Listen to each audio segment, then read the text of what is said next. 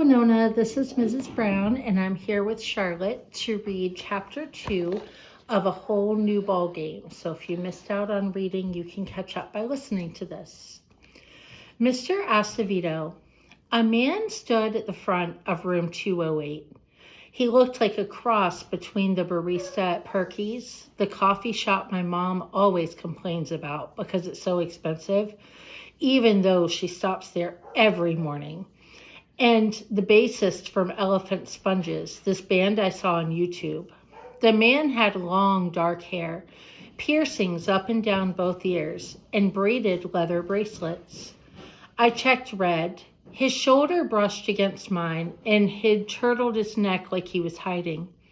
He tapped his thigh, pinky thumb, pinky thumb, pinky thumb, pinky thumb, real fast. When Red's nervous, he pinky thumbs his leg. "You okay?" I said softly. "Where's Miss Hamburger?" "I don't know." "Is Miss Hamburger still our teacher?"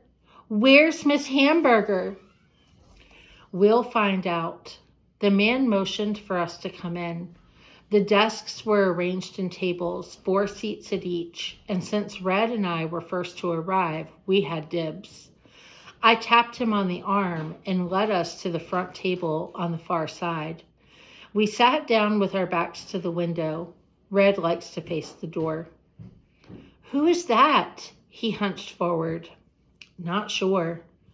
"Where's Miss Hamburger?" His knees bounced against the underside of his desk. I placed my hand on his leg. I can touch Red. So can a few grown-ups. But Red doesn't really like it when people touch him. The other kids began to arrive. Melissa dropped her volleyball and checked the number on the door 3 times before walking in. Brian backpedaled to the table in front of the cubbies. Diego swung the tie strings on his knit hat, raised his grab-and-go breakfast bag, and then headed for a seat in the middle of the room. Melissa, Brian, Diego. I know all the kids. All the 5th graders know one another. How could we not? We've been together our entire time at RJE. But we're the last 1-class grade. All the lower grades have 3 or 4 classes, which is why the portables now take up half of the schoolyard. And this is a picture.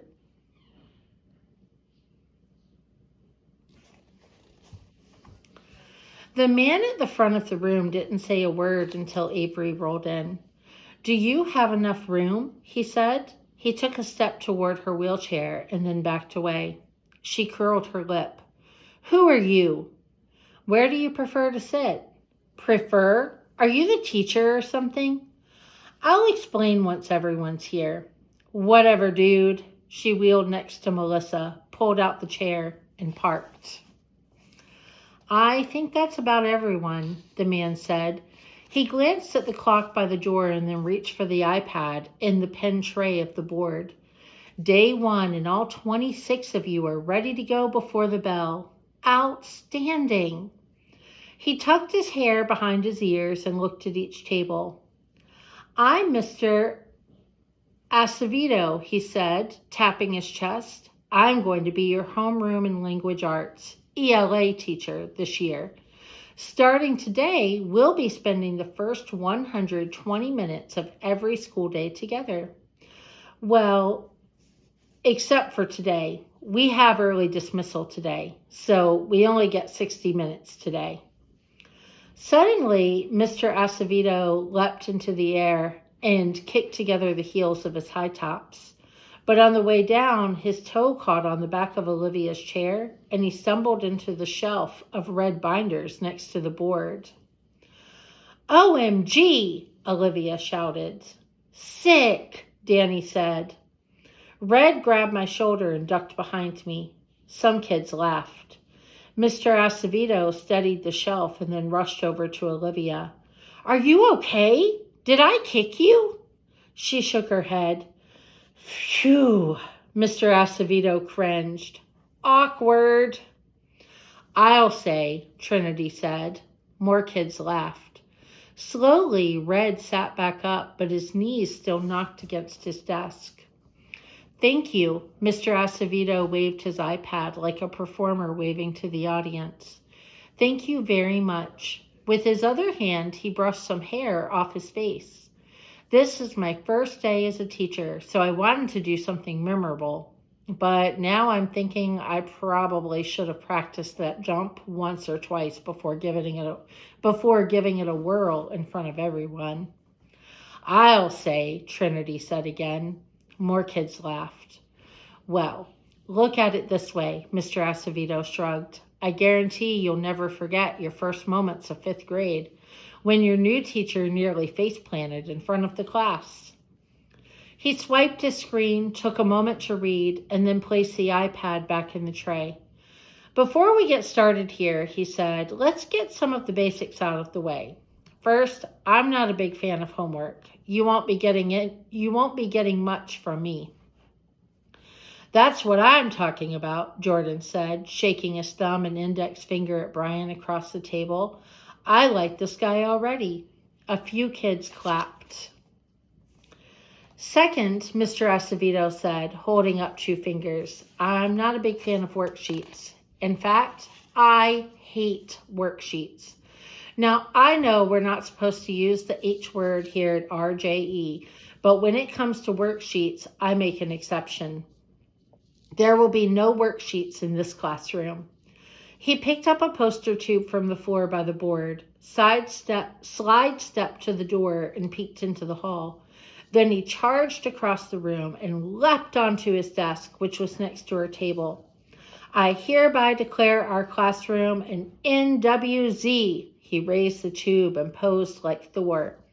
This room is a no worksheet zone. He pried off the end, shook out the bright orange poster, and unrolled it. And here's a picture.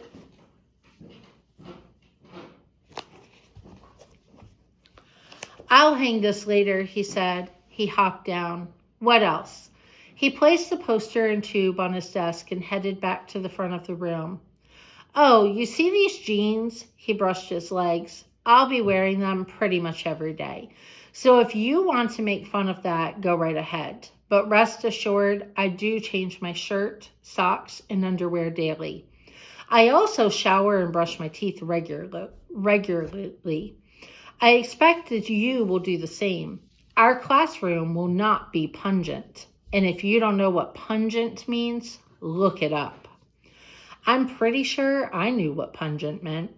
Mom calls my sneakers pungent when I wear them without socks over the summer, and they stink up my whole room. I checked Red. His feet were flat on the floor, his eyes fixed on Mr. Acevedo. Phew, I'm gassed. Mr. Acevedo headed for his desk again. I say we take a break. I'm a big fan of breaks. We learn more efficiently when we take breaks. So, for the next 15 minutes, feel free to do what you like. Read, write, draw, talk to your classmates, find your cubbies, put your belongings away. Just remember, you're in 5th grade now. You know how to behave in a classroom. I don't have to go over that. I was glad he wasn't going to lecture us. I got enough of that at home. Mr. Acevedo opened his top desk drawer and pulled out a book. For the next 15 minutes, I'm reading. He reached back into the drawer and pulled out another sign. Then he hung around his neck. This one he hung around his neck. And it says, reading, do not disturb. That's the end of chapter 2. I hope that you're able to read at home with your family, but if not, we will read chapter 3 tomorrow, and you can listen to that one as well. Have a good day. Bye, Winona.